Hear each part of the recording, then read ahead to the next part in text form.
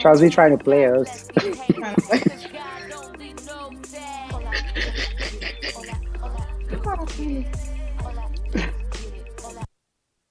And you guys on. We are live. We live, baby. We live. Can you We guys are hear me? live. Like Hey, boo. Hey, boo boo. Hey. I have two boos now. Excuse You me. sure as hell do. Let's introduce our new boo, Shirley. This is our new boo who goes by the name of Amapoundcake in this thing. Love her. We're gonna, veer a little bit away from protocol today because, as usual, Zoom is giving us a hard time. But we're talking today. First of all, I'm Shirley Ann Phillips III, and this is I'm Fox Baldwin in these streets. I know. I don't want to say you know what? We're going by aliases today. So I'm just going to say I'm Fox Baldwin, period. That's it. That's all you guys need to know. Going forward, he's Fox Baldwin. We don't need to know Fox Baldwin. name. That's my artistic name.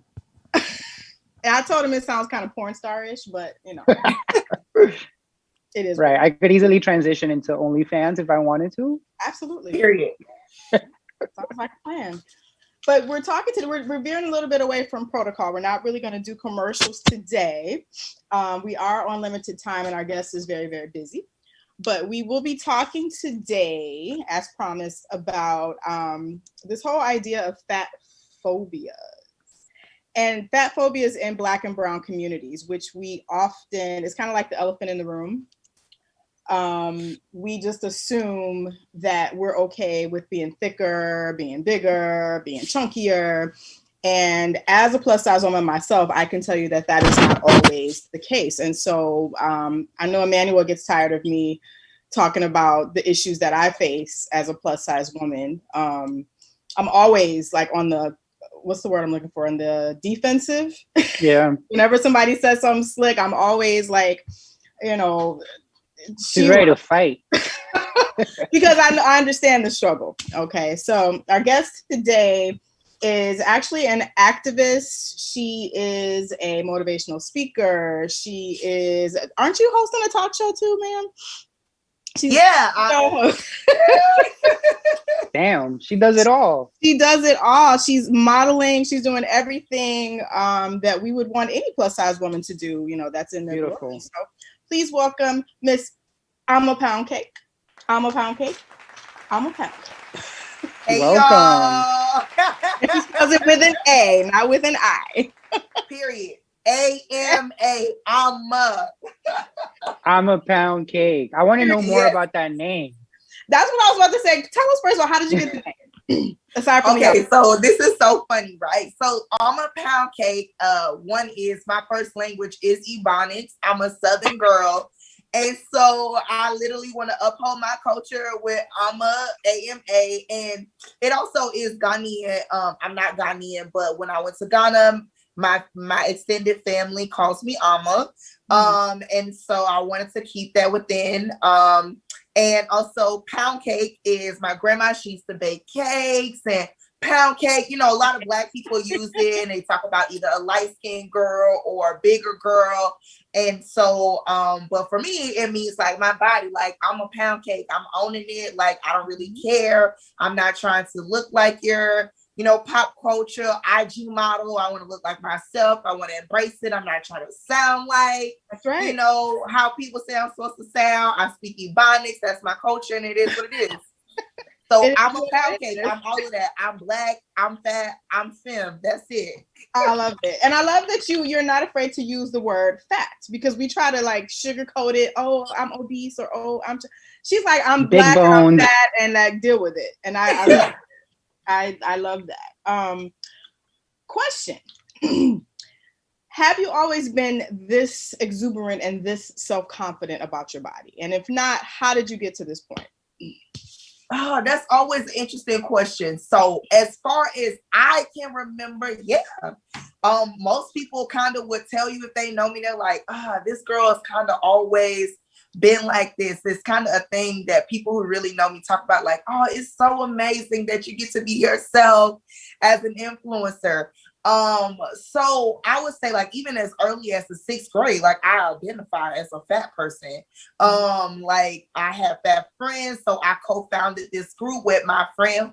Her name was Veronica. We called her Big Bird. She was Latina, and we all called our group Eat or Die. And it was like a group because it wasn't about like, it was about like eating, but now I would look back on it like that term is kind of weird. But we wanted people to know that like we enjoy food, we enjoy being fat kids, and like we experienced like bullying too, even though we were popular. But we was like, we want to hang out with these other fat kids. I think like what's different from then and now, me growing up as a child being fat, is like I use fat as like also my political identity. And I understand that like it isn't just about being confident and also liking myself and being like, F you, I'll wear what I want. That also there's things that I experience in housing and healthcare and all these different things. So I have like a political like view on it now. But before it was just like, I like me.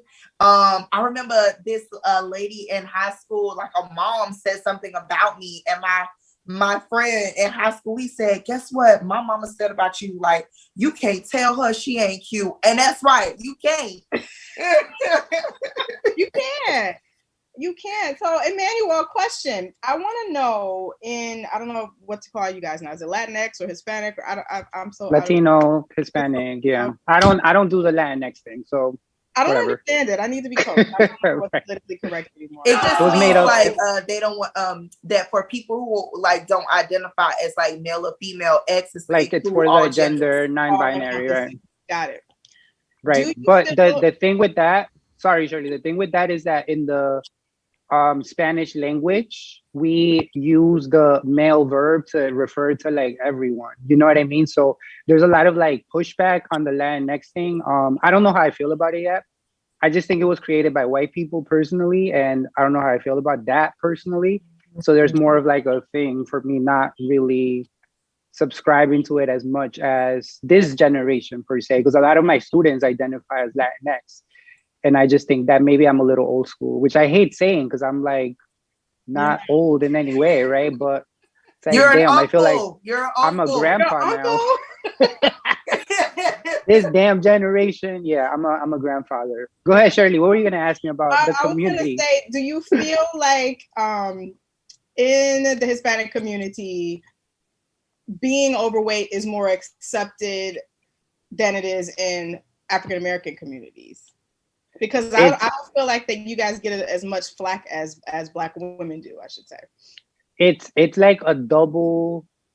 It's almost like you're damned if you do and damned if you don't, right? Like if you are a woman, especially in the Hispanic community, whenever you go see your family and you're skinny, they always tell you got to eat more. They'll try to feed you more, right? But the moment that you become fat in their eyes, they shame you for it. So it's like, damn, what do I do? Do I eat? Do I get skinny?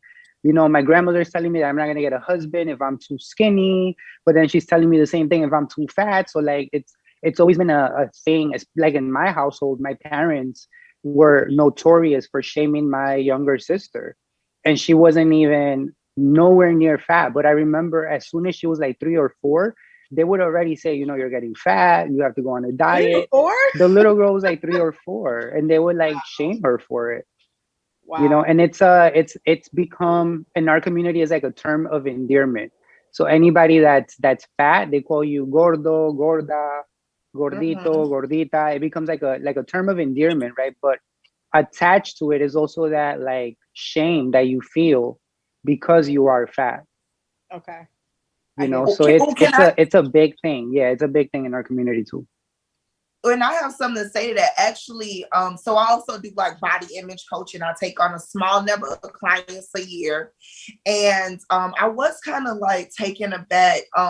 Maybe a couple months ago, a potential client like wanted me to work with his daughter, and he was Latino. And he was like, my daughter's 18. And her standards are too high. Like she's big and her standards are too high to get married. And I want you to talk to her. What?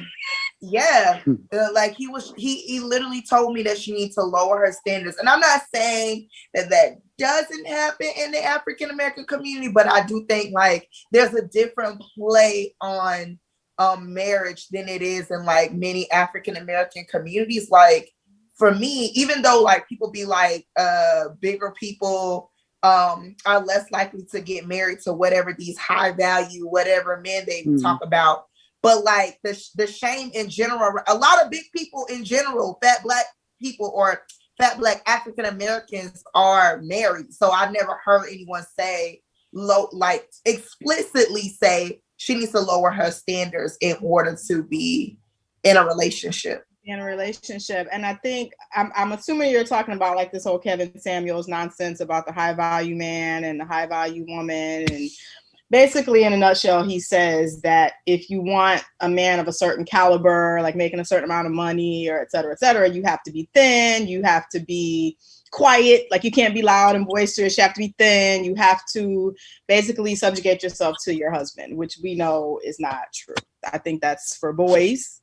Personally, but that actually leads me to my next question. When you are choosing a mate or when you are dating, have you ran into the situation where you meet someone, you guys vibe, you have chemistry, you're thinking this is the one, and then when he's in public, he treats you a different way because you don't fit the European standard of beauty? Have you ran into that yet? No, ma'am. And it's gonna always be a no. I literally am not like tolerated. But okay, so for me, especially because I take on my identity as a fat person the same way I do as being a woman, being Black. So I talk to potential mates about feminism. I talk to them about racism. I talk to them about fat phobia because I want to know. Because I'm not going out in public and that's where I'm gonna figure this thing out. Like I'm not figuring it out 6 months from now that you really don't like my size. I'm not figuring out 6 months from now that you got an issue with dark skin. I need to unpack this with you now. So I've never experienced it. I have experienced like a partner in the past that like after years they told me to lose weight and I'm like, but you met me fat. You met me right. And so like I experienced that, but never in public. They actually like, I mean, I think I have a little bit of privilege, or like people genuinely like enjoy me in their space. Like, oh my gosh, she's amazing, she's smart, and I am all of those things. But I've experienced. So I think like people treat me kind of like differently than I've seen other fat people treated.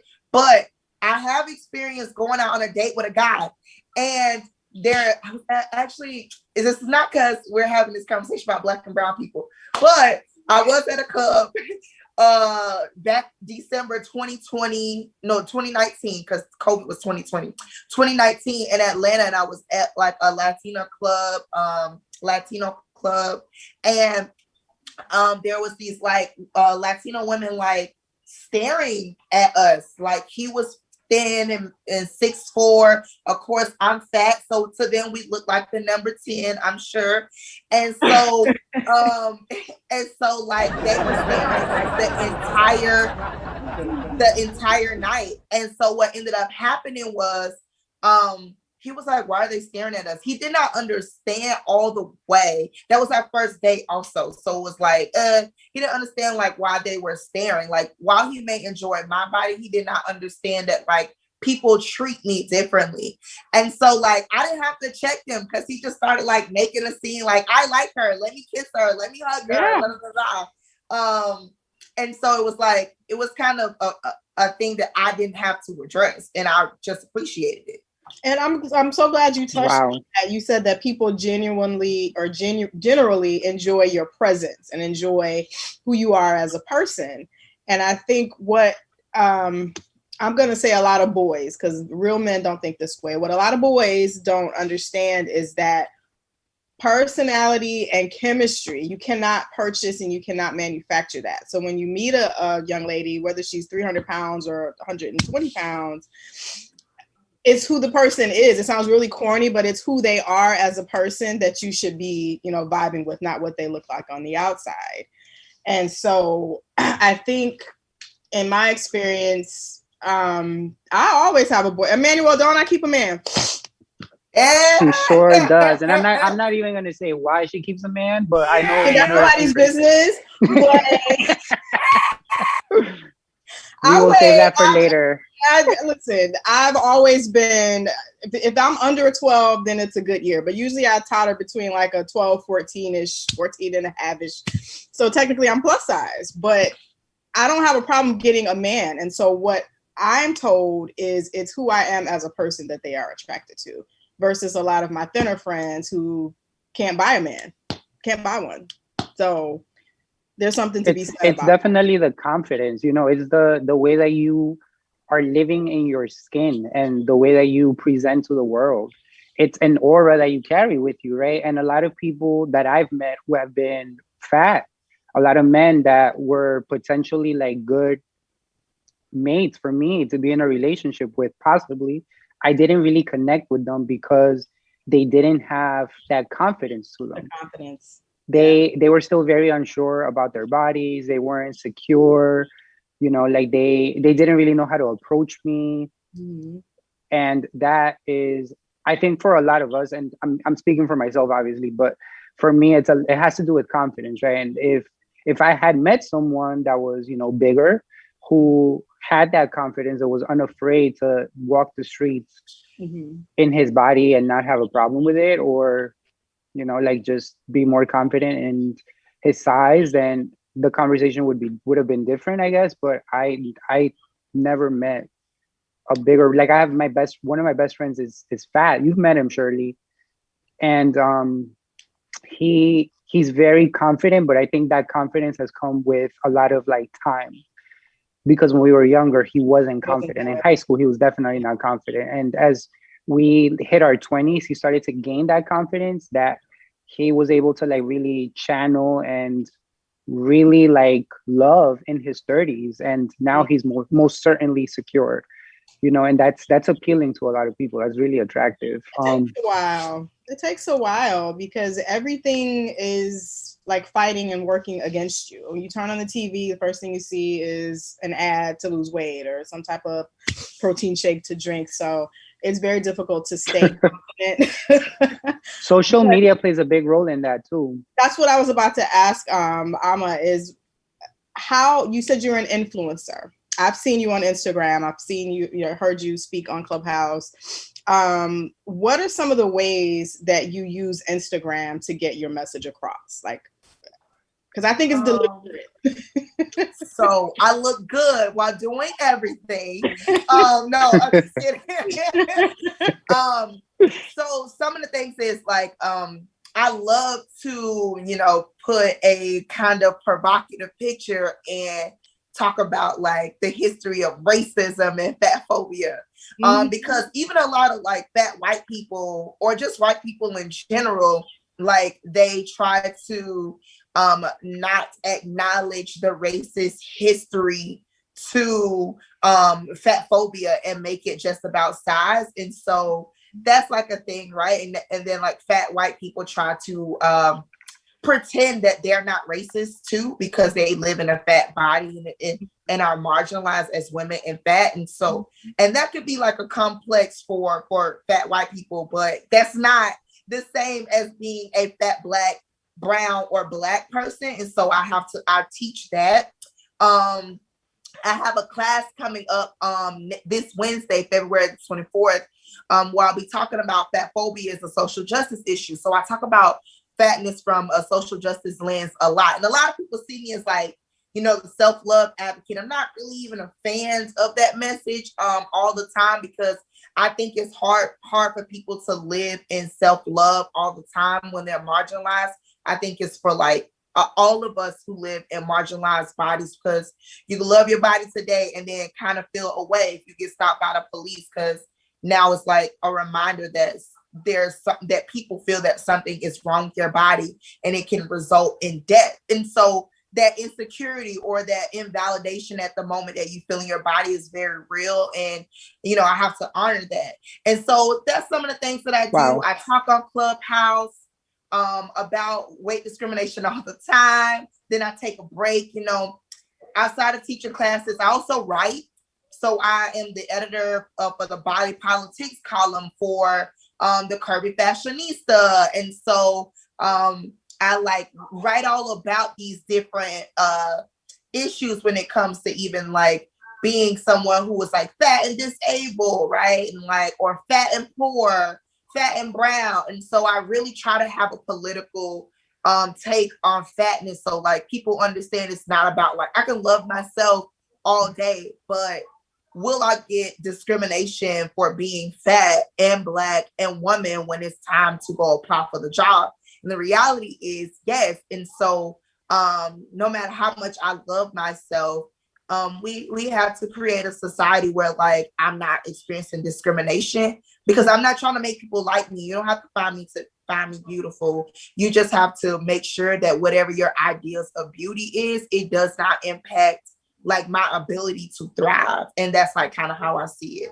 That's right. I was, like I said earlier, I just got back from the Virgin Islands, and I was curious to see what the beaches looked like there. By it being a brown region, I wanted to see what the beaches look like. And sure enough, I'm out in my swimming suit. My girlfriend, is also on the heavier side. She's out in her swimsuit. We're living our best lives. Okay. I saw other people though, they're completely covered up, other plus size women, I should say. They're covered up. They don't want to get in the water. They are just completely inhibited. And I just need to know, when is this going to end? Because if I'm not mistaken, the average size of women in general, I believe, is 14, 16. Which is it's 16, 18 Is now. it 16, 18 now? Everybody is a big block. Everybody is big. Listen, and it's okay. And it's okay. From a health standpoint, we should all, of course, be trying to, be as healthy as we can be. But, just because I'm 200 and some pounds, that doesn't mean that I don't work out. It doesn't mean that I'm not cognizant of what I eat. So for you, do you have any health issues? One. And two, do you feel that your weight has contributed to any health issues that you may have? So I'm gonna say, without getting too personal, but Yeah. I'm gonna say that, like, on live, I do think that's a bit of a weird question, because I don't think that like fat people, I don't have health issues, one, but I think it's like a thing where like fat people have to prove why they exist in a fat body, right? Like fat people have to prove why they like exist at all, and like why they deserve to exist. Like we don't owe anybody health, is what I'm saying. Like thin people don't have to prove that they exist in their body. And so sometimes I'll tell people like, oh my gosh, I'm glorifying obesity, right? And it which that triggers people. And the reason why I say it is that like, like by default, whatever it may be, I'm living a fat body. So to many people, I'm gonna always glorify obesity if I do not achieve what people see as success.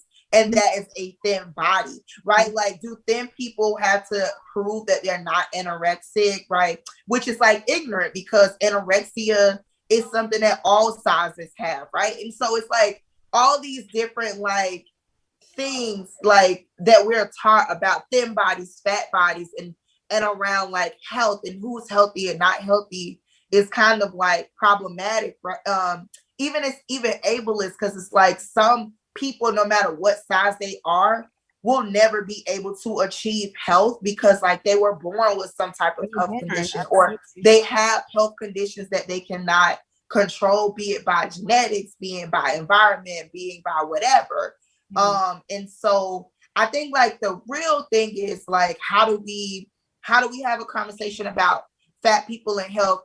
And I think it's just that we just say fat people don't owe you health explanations in the same way that like treat everybody like we're in a doctor's office and it's HIPAA. Like it's HIPAA. It's COVID. It's HIPAA. Yeah. I completely agree. But I am curious to hear about some of the interactions, actually, let me say this, like nuances maybe that you picked up on with some of your girlfriends, maybe that are smaller, because I definitely notice as I lose weight, the dynamics sometimes change amongst my friends. When you're heavier, you tend to be comfortable, you tend to be like the wing woman. It's a non-threatening type of an existence. I weighed 266 pounds at my heaviest. And as I got smaller, I could just see people were getting a little bit more uncomfortable with that, because now I went from being a stable friend to, oh, this bitch is my competition now. So now I got to step my Shirley, game. you're talking about what we see a lot in the media, right? Like in a lot of, like, even if you think about like shows that are star an entirely black cast or black and brown characters, right? They always have that fat friend. Yeah. And that fat friend is simply there as a sidekick. They're never the title character. Oh. They are simply there to provide comic relief or advice and just be that kind of like sounding board that you have there to support your antics as a skinny person in the world, right? Women do this all the time, and they don't realize, I don't think they realize that they do it, but there's definitely a hierarchy amongst girls, at least I've experienced. So I wanted to know if you have ever felt that, especially like in your 20s. I'm gonna say in the 20s is probably a little bit harder. Yeah, Emmanuel, that's interesting, because immediately I think of Insecure and like how Kelly is the least developed character. While she may be like a fan favorite, but like fat people, I don't know how to say this, but like fat people are usually a lot of people's favorite. Like, I don't know how to say this, but like people enjoy fat people for entertainment, like the jolly fat friend. So yeah, I think that's interesting. Even thinking about just Nobody's Fool. That's another one where fat black women, where a woman was the sidekick. Even like Shrill, Moesha, yes. Yeah. And then Kim, and the flip is when Kim was on the Parkers, she was fat phobic, but she was the girl that was experiencing fat phobia on Moesha. But Kim was like okay with Nick Cannon being mean towards the fat women until it came to Monique, because she didn't want him to be mean to her mama.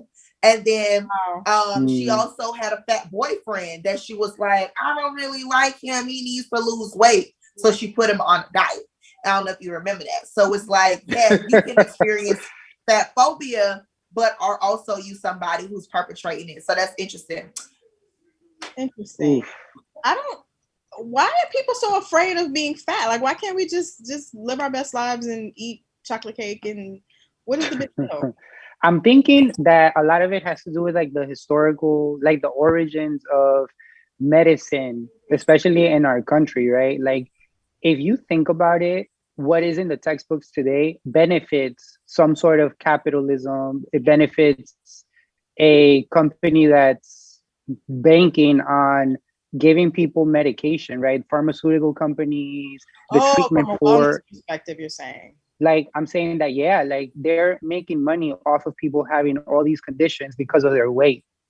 So as people, are becoming heavier, they're now being diagnosed with a whole bunch of stuff that they have to, maintain medicine for, and it's benefiting these pharmaceutical companies. Interesting.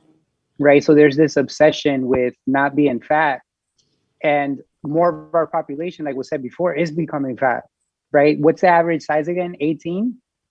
16, 18, I think she said. I wonder how 16, much 18. of the population is actually 16, 18.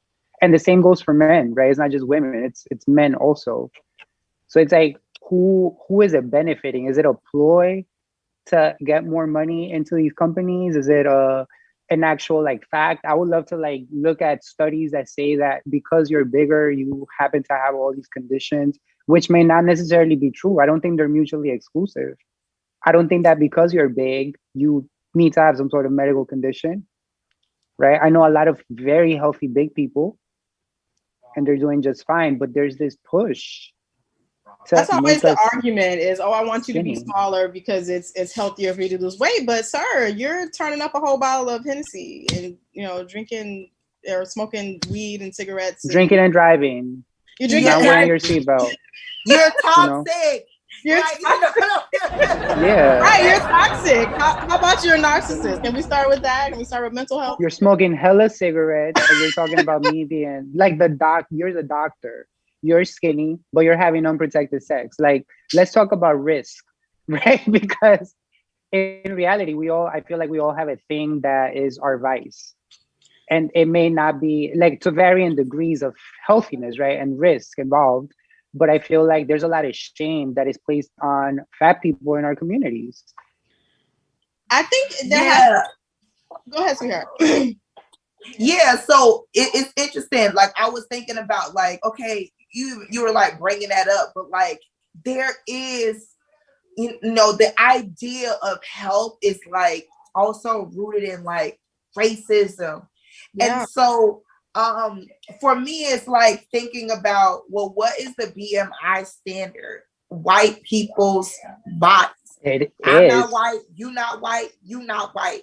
So if the basis of health is about like how to get to their level, like I'm never going to achieve that. Genetically, right? It doesn't even make sense. And that's why that's one of the reasons why I like don't even, pay attention to this idea that like Latinas and African Americans are the biggest people. Like, we probably are, but it's not because of like McDonald's. We were big before colonialism, and that's like a conversation that people really need to have. Like, Sarah Bartman existed. She predates McDonald's. Hattie McDaniels predates. They make a lot of money, right? Like from quotations obesity medicine. And I'll say, even example, the study that said, fat people are more at risk for COVID and are gonna die, yada yada yada. That study was done by was funded by a bariatric surgery company. And so what ends up happening? They make money from that. And I'm not debunking all medicine that says like there's some correlation between weight and some health conditions, but I think it's also, to be fair, that there is kind of what you're talking about. Capitalism is attached to the way that we talk about health. Oh my God, absolutely. Because I've seen doctors taking pictures with, the slim teas that they sell on Instagram and all those things, and they're not even FDA approved. So it's like, all of these different detoxes, and then here we are, every detox, about 8 years later, look it up. About 6, 8 years later, they come out to find to be a problem and causing people health issues. But who are they marketing it to? People who look like us, the people that, the CDC and all these big companies have said are the fat people. And so I probably shouldn't have said that online, but it's okay. But girl, they're gonna come after you, and you let us know, because we will be right there ready to ask somebody else. But we are actually going to take a quick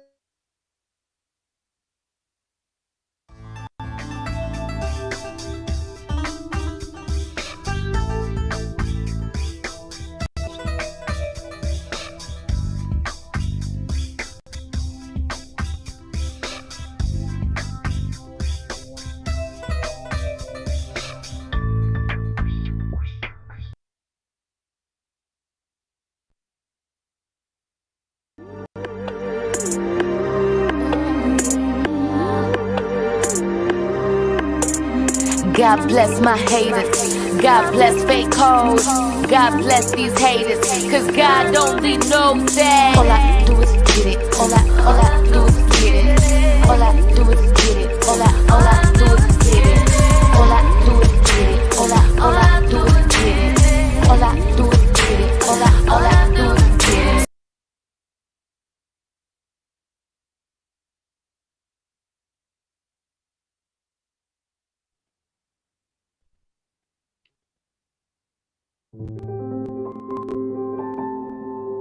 Hey everybody, I'm Lil D. I am Luis. I'm Alex Polanco. I'm Amapoundcake. And I'm Kelly Caligo. I am Shirley Phillips. I am Manuel Anzalez. Do you know 1 in 4 women will experience domestic violence During their lifetime. And domestic violence and abuse can happen to anyone. Regardless of gender, race, or other factors. 2 out of 3 homicide cases are Females who were killed by a family member or intimate partner. As domestic violence victims, they face high rates of depression, Sleep disturbances, Anxiety, flashbacks, and other emotional distresses. And without help, witnesses of domestic violence are more vulnerable to become abusers themselves. Thus continuing the cycle of violence in the next generation.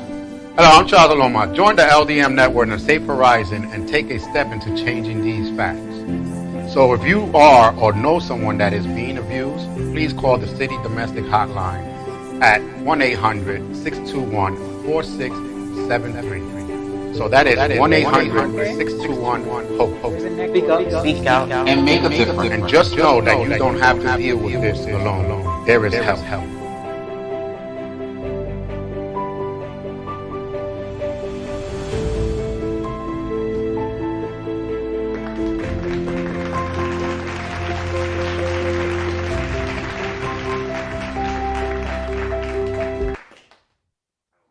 Are we back? Yes. The echo again. Hold on. Say something to me. We are back. Yeah, I hear myself twice though. hear myself twice. Let's see. Yeah, there's a bit of an echo. Ama, I wanted to talk more about what we were talking about prior to the break, about how a lot of profits are being made from selling products to communities that are supposedly obese, right, or larger. And before we talk about that though, I want to say that the last time I went to get a medical exam, I had the doctor do my, was it a doctor? It was somebody for some exam that I went to get. And my BMI was like 1 or 2 points away from being overweight. That is hilarious. Isn't that crazy? And I was just thinking to myself, like, damn, I'm not tall, and I'm not like You're not fat at all, overweight. big, right? At all. And I was like literally 1 or 2 points away from being obese or being overweight, right? Wow. And I maintain a pretty healthy lifestyle. I work out every single day. So I didn't quite understand why that was happening, right? And I think a lot about what is fed into our communities. I think a lot about what we preach to each other and the values that we uphold and where they originate from. And I always talk to my kids who are 16, 17 years old about becoming critical consumers of everything that is given to them, right? Not taking everything with so much, like as if it's written in stone, or the last like possible answer to different topics that come up, right? And I always wonder about like who writes these medical textbooks. And in addition to who writes them, who's also funding the writing that goes into them. Mm-hmm. Right. And if you do the research, a lot of times it's these companies that are benefiting from creating medicines to these different conditions and ailments and diagnoses that these people are getting. So it's almost like I look at everything as a ploy. And I'm always giving a lot of these like studies that come out a side eye, because I always wonder like who is running this, who is funding it, right? Who is being paid here? And is it true in the end? I'm sure you've encountered a lot of that, Amma, but do you, when you talk to people, when you're giving your classes, do you talk to people about this? Does this ever come up as a topic of conversation? Yeah, I talk about it a lot. I think, so some of the physicians and I kind of disagree, right? But I give an example of this all the time. I went to the doctor it was months ago. I was dizzy, but I was working really hard. So like COVID was like, everyone was saying, work harder, work harder, work harder. This is your time off. But that message was kind of really toxic, and it ended up, I ended up in the emergency room. I wasn't like admitted or anything like that. And so, but when I left, so I went there for dizziness. So when I left, my document said I had, reason for visit obesity. And so what happens in the system is the doctors click a button, right? And that goes to billing, that they talk to me about obesity. And because they make money from that, right? Like that's not why I was there. And so and did I need to know that I'm medically classified as obese, or like that's not the reason I came. And I think that's kind of interesting, right? And so that kind of was put into play as I'm learning more and more and more to basically help with the quotations, the obesity epidemic. But what I always find to be interesting is for a lot of poor Black and brown people of mixed weight families. So it's not like oh, there's a home with all fat people. It could be, but we're really kind of mixed weight. So the same thing that a fat Latina is eating a little fat, skinny Latino boy who lives in that house is eating the same food. That's right. And so, but if they go to the doctor, who was going to be told not to eat a thing, right? Who was going to be told that they have an unhealthy lifestyle? But those same people are not discussing that, in general, poor people, no matter what race they are, have least access to healthcare, has less access to physical health activities, right? Like, or facilities where they can go practice that also or go participate, and also, whatever their version of healthy is. Like yoga classes are expensive, spin classes, or even are the expensive. time, right? Or even the time. Like these white women can pay for a nanny that will watch their kids the entire day while they're at work, while they go to the gym after work, like, go get their latte or whatever it is, right? But our women have to take care, they have those jobs being the nanny. Our women have to go to work and have to pick up the kids right after work. And there is no time to do all those activities. So I think that we treat everything as a one size fits all, when in fact we should be looking at the conditions of different communities and the variables that affect different people differently, right? Right. Because we can't check everything off as being the same when the variables that lead up to it aren't the same either. And like she said, a lot of it is political. Like you can even go back as far as slavery to that whole, I'm going to call it the mammy stereotype. We've been talking about that for Black History Month, where everything is centered around making white women comfortable. So she was uncomfortable with the fact that, her slave master husband was attracted to these heavier Black women, so we automatically equate plus size with unattractiveness, when we know that that is not true, to make white women feel comfortable, if that makes sense. Because mammy is a myth. Like there were mammy stereotypes, but the reality is the Black women or the Black slaves that were in the house were thin and light skinned, and they were getting raped all day, every day. So exactly, to kind of cover that up, they're like, oh, okay, let's do the antithesis of that and have a heavier, darker skinned slave. That's not what was going down in those houses. So I think a lot of it has carried over from slavery. But I wanted to ask you, just in general, like I can see that your brand is really blossoming, just like I said, from Clubhouse and Instagram, and it's so needed. But have you directly experienced any like agencies or any have you been declined for anything because, in your opinion, of your weight or not fitting that stereotype that we're talking about?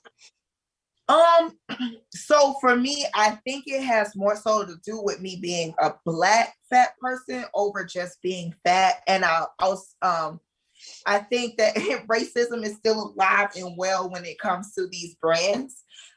They are very okay with just keeping white people as a standard, or white passing people, or racially ambiguous people. Like there's layers. Like it's like, wait a minute, we'll get to you years to come. So I think it's more so that, but I will say that while I've been out on media like out at media opportunities, like I've been able to I've experienced discrimination. So I got in the door, I get to the media event, and this company will say they feel like the story is different, but my perception is my perception. I was there as a media correspondent, and they took pictures of almost everybody in the room, besides like a few workers. And when I say everybody in the room, no matter the gender. Oh my God. But I was the only person who was not in the final photos. Wow. Just me. And so they said it had nothing to do with my size, but I also was the only fat person there. Mm-hmm. And so that's like a thing that I experienced. I went to another media event late December, and there was another like media correspondent there for a radio show. And I was basically sexually harassed publicly, and no one said anything. Like, and I think so. What happened was like I was standing with I'm gonna say I was standing with other women. I was, but I don't want to like get into the specifics. But I was standing with other women. This guy walks up, compliment this other woman, more like like hourglass woman. He complimented her respectfully, right? So when it came to me, he was like, "Ooh, I would F you," right? And like the other women, right, like did not say anything to protect me in that moment. And also I was like, that is not a compliment. So like when you're like the fat person, a lot of people think when men speak to fat women that way, that it's a compliment, that we're sexualized. It's kind of like that Drake thing, like, I like my girls BBW, want to suck you dry and eat some lunch with you, right? It's like this idea that like my body is hypersexual. I'm always Sarah Bartman to people. And so I've experienced like that kind of disrespect. And I know that a lot of women experience it, but what I've seen in the past is other women be like, But I think when it happens to you as a fat woman, people are like, well, I see you as less desirable. That's in the back of their minds, even though they won't say it. Exactly. And so they're not going to check the guy who was being disrespectful, right? And to me, that's sexual harassment. I'm at work. Whether it's non-traditional for a lot of other folks who are not in the do media, but for me, as someone who is, just getting into it, that was sexual harassment. And so I've experienced different things like that, and like having to be the fat girl, right? Who has to like stick up for herself because people haven't learned how to speak up for fat people yet, or they don't want to. And I think, like we said earlier, it's kind of like a comfort for some women. I'm going to say it makes them comfortable to know, oh, well, at least I'm not fat, or at least I don't look like, Shirley, or at least I don't look like whoever. So when you see heavier women winning, for lack of a better word, they don't know what to do with themselves, because it's like, okay, here I am, I'm dieting, I'm exercising, I'm working out, and she's still doing better than me. Like, what do I do with that? It's kind of like that whole this minimum wage, raising the minimum wage argument that we have. If this person is going to be making $15-20 an hour, right, then how do I justify all this schooling that I've done, and how do I justify all? So it's like their balance gets upset. And it's a student loan argument too, right? I paid all my student loan off, so how are these people going to have theirs forgiven? How? I'm just gonna say it like this. I don't care who get mad. I need that, because first of all, I should have went to school for free anyways. They oppressed my people for generations. Hello, thank you. Thank you. I totally agree with that. But I noticed, like, in your Instagram or on your Instagram page, that most of your pictures are very sexy.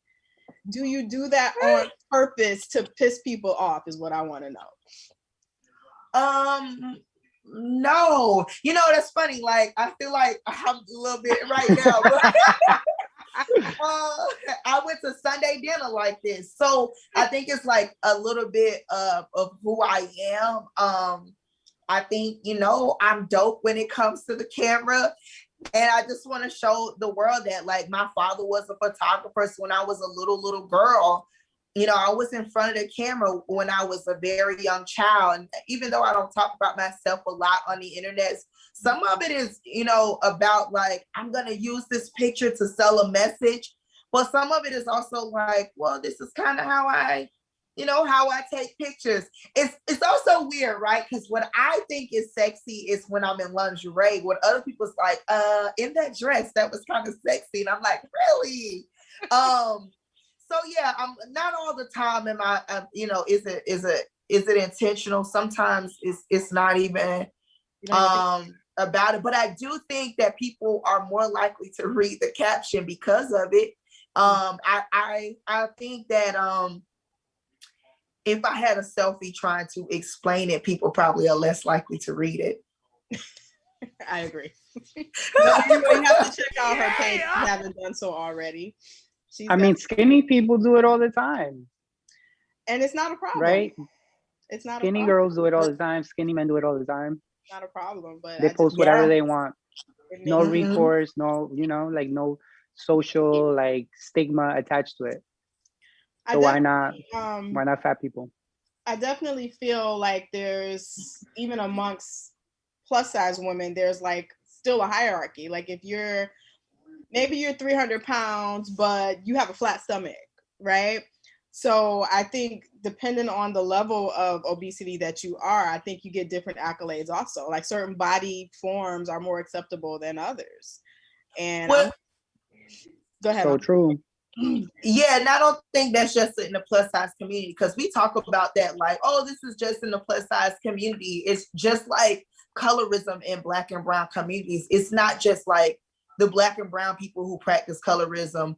White people do the same, like white people uphold colorism too. That's where it comes from. But really quick, what I have to say about like body hierarchy is that like more hourglass fat people in general are socially acceptable because, you know, hourglass Black people are more likely and brown people are more likely acceptable in our communities, even when they when they're smaller. People love big assets without big bellies on all sizes. And I think that like even me, right? Like I have a big belly and I don't have a big butt. And so I think, you know, a lot of people will say, well, you're very, very beautiful. And that's why people enjoy you. So I think there's even pretty privilege that, you know, shows up. So there's just a lot of different pretty privilege, where you're from, light skin, dark skin still exists in fat spaces. Like Lizzo is not treated like Gabby Sidibe at all, you know. There, you know, people will come for Lizzo's aid. They do not come for Gabby's aid. So it's just a lot to unpack in such a short amount of time, but we have it and they gave it to us too. You know what I haven't seen? I know that we have plus size models, right? We have Ashley Graham, for example, who's like the face of plus size modeling. I haven't seen a plus size model be as household name-ish as an Ashley Graham, who is not a perfect like hourglass body, who has a flat stomach or who doesn't have a flat stomach, right? Who doesn't have like, you know, like who looks more like an everyday woman as opposed to a supermodel who just happens to be bigger. I have yet to see that, you know, and I think we're in a time when we are celebrating body positivity and we are celebrating women who look outside of the norm, right? But within that, we still maintain a boundary that we don't go beyond, right? In order to be a plus size model, you have to be a certain height. You can't be like 5'8" or below. Like you have to be taller than 5'8". You have to be young. So there's ageism that's attached to it too, you know? So even though we claim to be wanting to celebrate all these differences and embrace people for the diversity that they possess, we're still keeping them to a standard that is not the norm for most. Yeah, because most of the agencies are controlled by whom? White men. Right. So at the end of the day, you know, that's who we're catering to. We, quote unquote, we are catering to. But I'm hoping that Ama is going to be the next household name. We know we have Tabria. Tabria is yes. Tabria. She's a mom. I'm a big fan of Leah Vernon, Simone Mariposa. They're like two fat Black women that I think are on the rise for sure. Mm-hmm. We need to see more. I think people are ready. Anyway, I think people are ready, especially with. I'm ready for it too. With this whole quarantine, I think a lot of people are realizing what's really important. You know, you're being locked in the house with these people that might look amazing, but you can't stand them. You can't stand to be around They them. have a pea-sized brain. Not all of you guys, not all you skinny bitches, but you know, we need some personality. You know, and the bigger you are, the bigger your personality. I feel. Personality. Except for me, I'm exempt from that assumption. Oh my! But it's true though. It's true.